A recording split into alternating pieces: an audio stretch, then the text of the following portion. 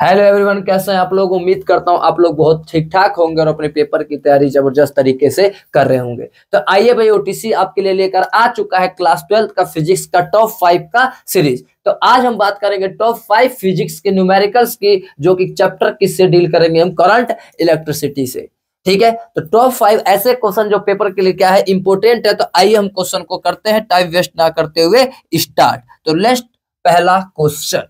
तो पहला क्वेश्चन क्या कह रहा है भाई लोग, तो पहला क्वेश्चन हमारा कुछ ऐसा कह रहा है, using the Kirchhoff rules determine the potential difference between the A और डी के बीच का हमें क्या बताना है, पोटेंशियल डिफरेंस बताना। When no current flow in B, इस बी के अंदर कोई सा भी करंट फ्लो नहीं हो रहा है, electric shown in the figure, इस फिगर के अंदर के हमें बताना है। अच्छा सर, तो क्या करें, तो सबसे पहले अनरोल रेजिस्टेंस का हमें रेजिस्टेंस क्या करना पड़ेगा, बताना पड़ेगा। तो आओ भाई, इसको भैया किरचॉफ लॉ लगाते हैं इस वाले सर्किट के अंदर। इन लूप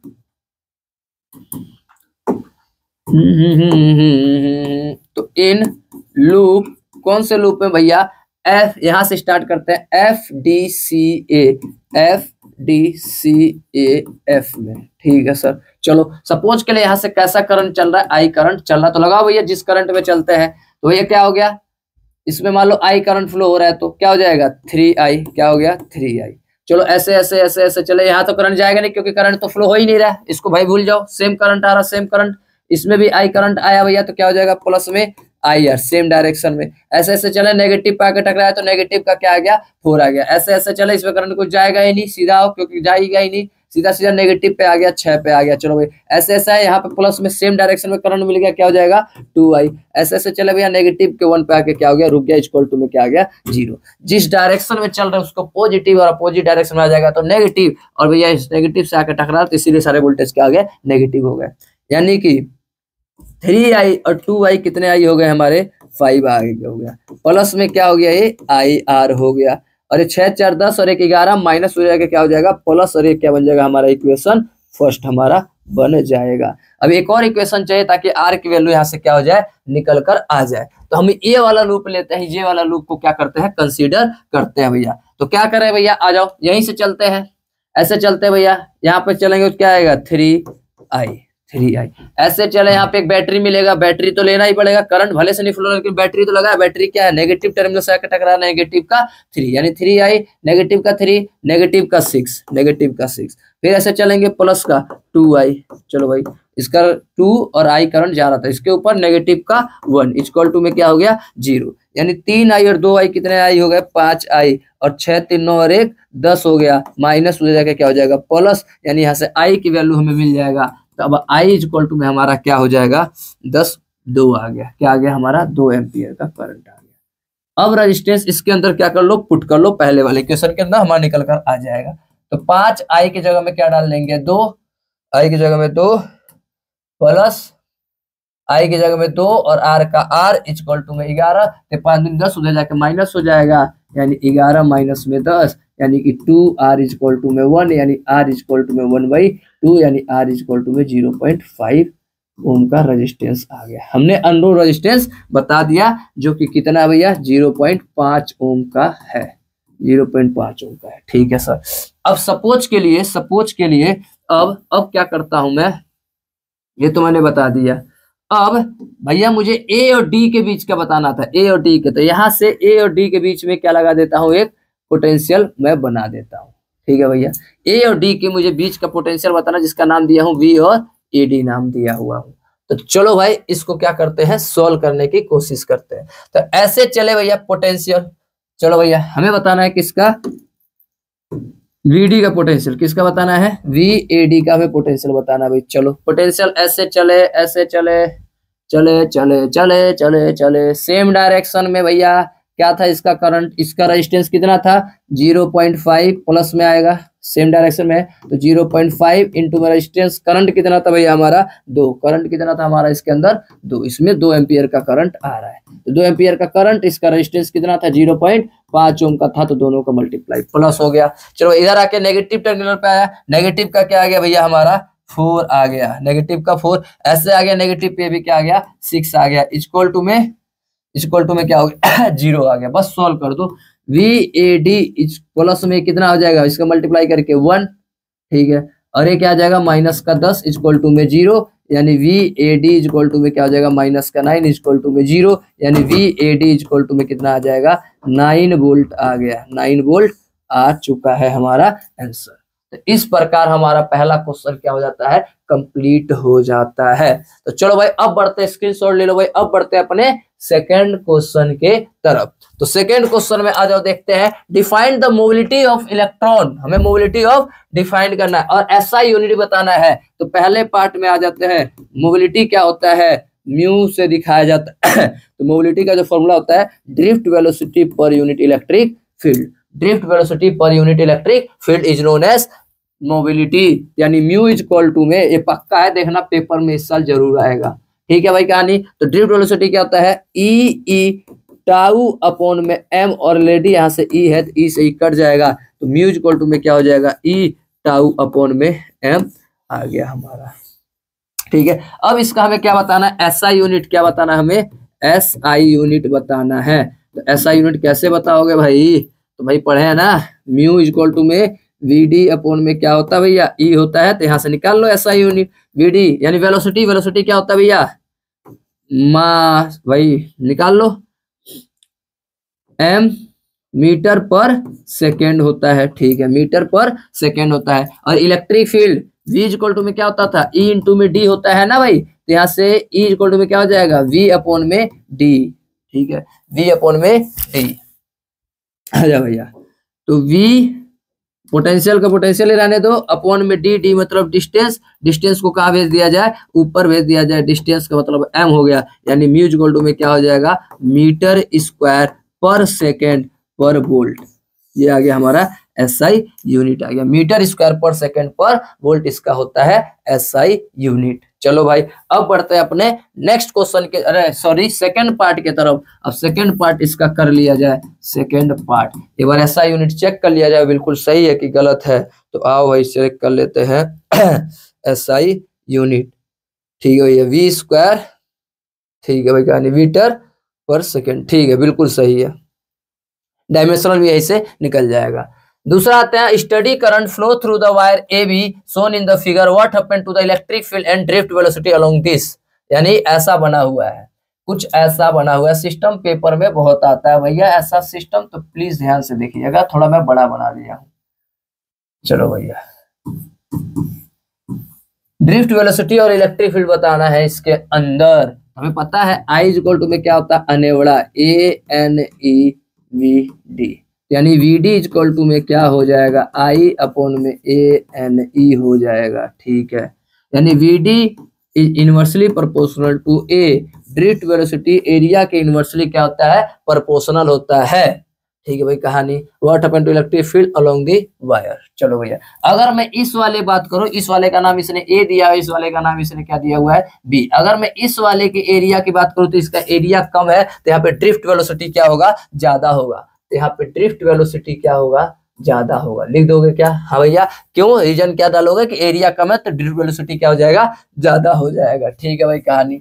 और इलेक्ट्रिक फील्ड बताना है, तो इलेक्ट्रिक फील्ड बताने के लिए भाई क्या लिखा जाए, इलेक्ट्रिक फील्ड से कंपेयर किया जाए तो इलेक्ट्रिक फील्ड हम यहाँ से बता सकते हैं ड्रिफ्ट वेलोसिटी जो होगा इलेक्ट्रिक फील्ड के क्या होता है डायरेक्टली प्रोपोर्शनल होता है। देखो यहाँ से उसको इधर भेज दूंगा तो भैया निकल कर आ जाएगा VD directly proportional to E होता है, यानी जिसका ड्रिफ्ट वेलोसिटी ज्यादा उसका इलेक्ट्रिक फील्ड भी ज्यादा होगा, यानी इसका ड्रिफ्ट वेलोसिटी ज्यादा था तो इसी का ही इलेक्ट्रिक फील्ड क्या होगा ज्यादा होगा, ठीक है भाई लोग। तो ये भी हमारा दूसरा क्वेश्चन क्या हो चुका है कंप्लीट हो चुका है। अब हम आते हैं तीसरे क्वेश्चन की तरफ। तीसरा क्वेश्चन क्या कह रहा है estimate the average drift speed of the conduction of electron in copper wire cross section of area, यानी एरिया दे दिया, एरिया कितना दे दिया 1 × 10⁻⁷ मीटर स्क्वायर, 1 भी लिखने की क्या जरूरत थी कोई नहीं।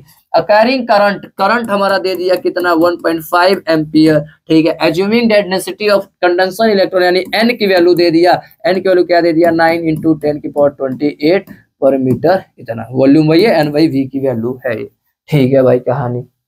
मतलब ये total number of n electron है। हमें क्या बताना है ड्रिफ्ट वेलोसिटी यानी VD हमें क्या करना है कैलकुलेट करना है। हमने पढ़ा है I इक्वल टू में ANEVD, हमें VD चाहिए यानी कि I अपॉन में ANE, यानी कि VD इक्वल टू में आई हमारा कितना था 1.5 अपॉन में एरिया कितना है 10⁻⁻7 इंटू में एन कितना है 9 इंटू 10⁻28 है, ठीक है। और ई कितना होता है 1.6 इंटू 10⁻19 होता है। अब इसको भाई लोग सॉल्व करना रह गया है, बाकी तो सब हो चुका है।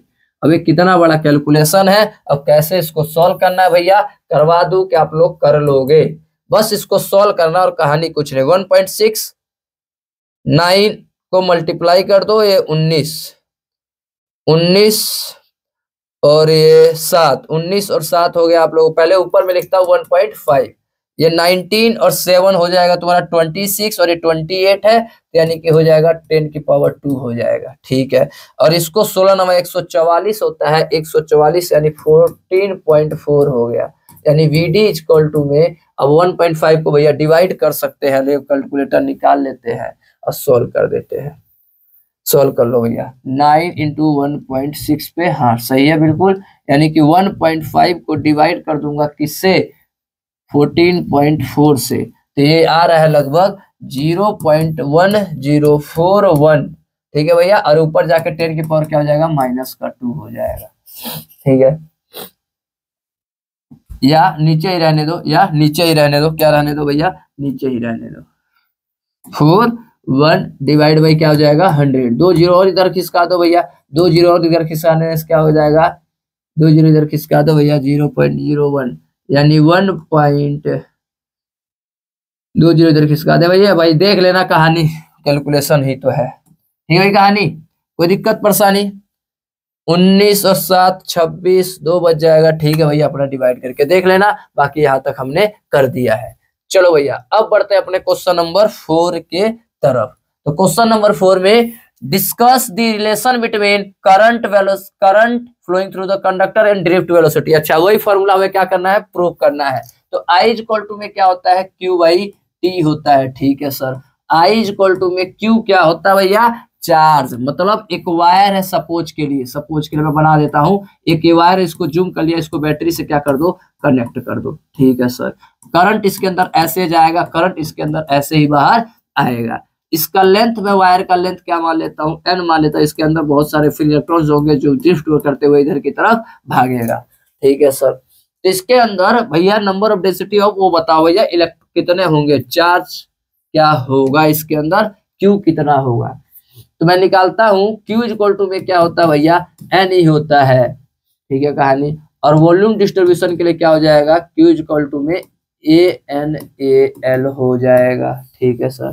कैसे सर, वो एक नंबर ऑफ इलेक्ट्रॉन एक पर यूनिट लेंथ के लिए, कितने के लिए पर यूनिट लेंथ के लिए निकालना पड़ेगा, तो उसके वॉल्यूम से क्या कर देंगे मल्टीप्लाई कर देंगे, तो वो निकल कर क्या आ जाएगा हमारा टोटल चार्ज निकल कर आ जाएगा। तो Q की वैल्यू ये आ जाएगा, ठीक है सर। I इक्वल टू में Q की जगह में क्या लिख सकता हूँ, अरे ऐसे सुन लो, अगर ये नहीं समझ में आ रहा है तो इसको ऐसे देख लो, कहानी खत्म करो, अभी देखो 2 मिनट में। I इक्वल टू में Q मतलब क्या है, इसके अंदर कितने होंगे चार्ज, तो Q इक्वल में क्या होता है Ne, और इनटू में इसका वॉल्यूम कितना हमने लिया हुआ है, तो वॉल्यूम क्या होता है एरिया इनटू में लेंथ होता है, समझे।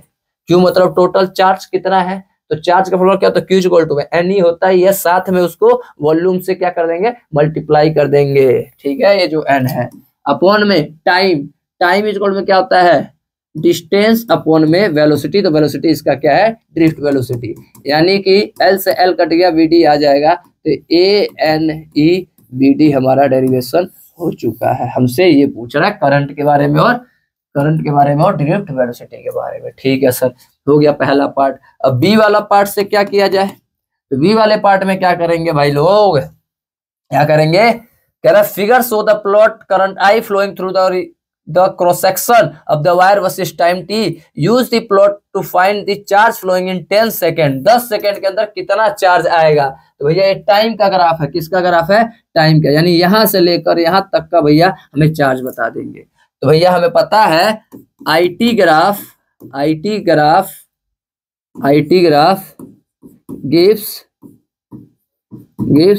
चार्ज, हमें क्या देगा वो चार्ज देगा।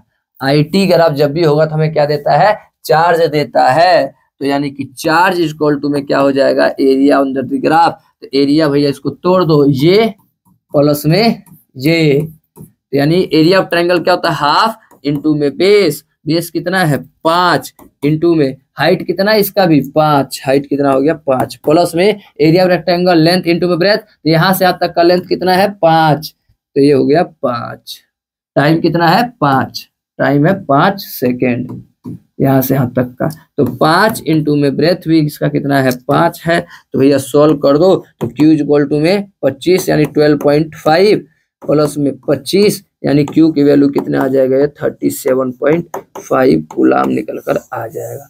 10 सेकेंड में इतना चार्ज क्या करेगा, फ्लो करेगा।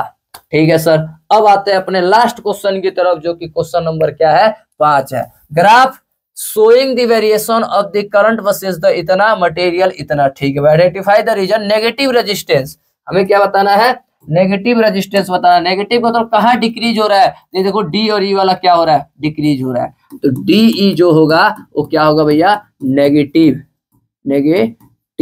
रेजिस्टेंस है। ठीक है सर, नेगेटिव रेजिस्टेंस हो गया।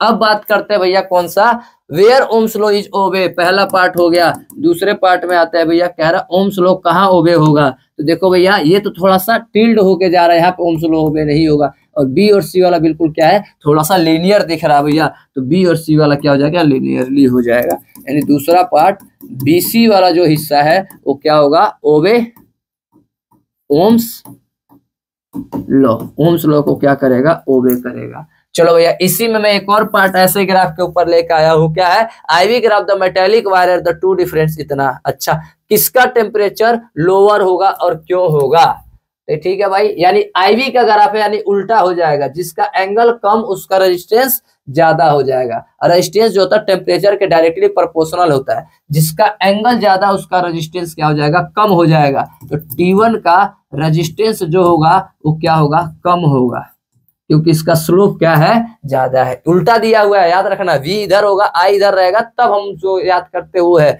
कि एंगल कम तो रेजिस्टेंस कम हुआ। ये उल्टा दिया, I इधर दे दिया, V इधर दे दिया, यानी T1 का क्या हो जाएगा, हमारा रेजिस्टेंस कम हो जाएगा, जिसका एंगल ज्यादा होगा। तो रेजिस्टेंस कम, तो भैया T1 का टेम्परेचर भी क्या होगा, कम होगा, यानी इसका T1 का टेम्परेचर कम होगा। तो एरिया अंडर दी, ये IV ग्राफ ऑलवेज क्या देता है, टेंजेंट हमेशा क्या देता है, हमारा रेजिस्टेंस देता है। चलो भैया, यानी T1 का टेम्परेचर क्या होगा, कम होगा। तो मिलते हैं भैया नेक्स्ट वीडियो के साथ, तब तक के लिए टाटा बाय बाय, सबको राम राम।